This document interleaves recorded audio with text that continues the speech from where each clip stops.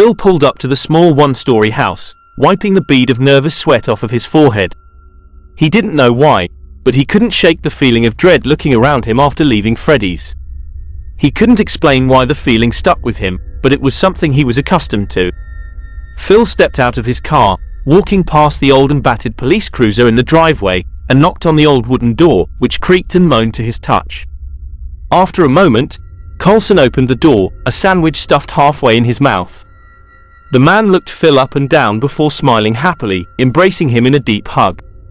"I've been a while since you came to see me. To what do I owe the pleasure?" Coulson joked jovially, Phil smiling emptily. Coulson's face changed upon seeing Phil's expression, and the man walked absently back into his house, Phil following close behind. "So you're still adamant about going down the Freddy's rabbit hole? I promise you it's as dark as you've heard," Coulson explained as he sat in a futon in the middle of the room, passing a cup of coffee to Phil. "So I see. I visited the pizzeria and there isn't much there but those broken robots. I need to see the old evidence from the case," Phil said, Coulson's eyebrow raising at the mention of the robots. He shifted slightly in his chair before pointing to a shadowy room behind him.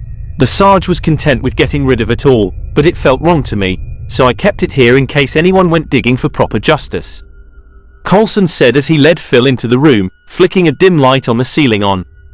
It buzzed to life, revealing rows and rows of documents and newspapers, all of them having the face of the ever-familiar bear on the front.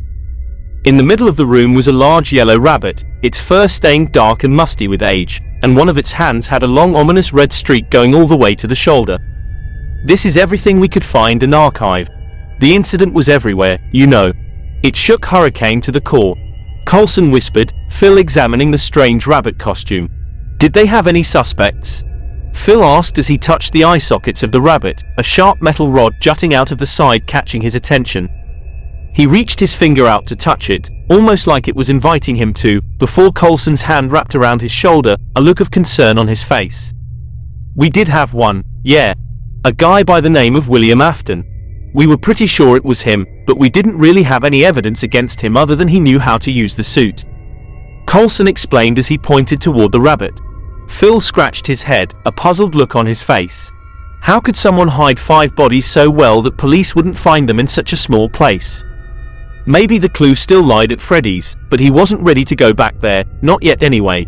"You know, maybe it's best that you drop this.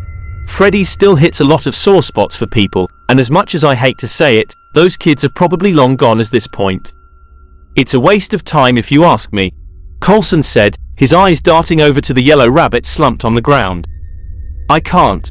If there's any chance of giving those parents some closure, then I can't give up," Phil said as he took one of the newspapers off the shelf and stuffed it into his pocket, Coulson patiently sipping his coffee.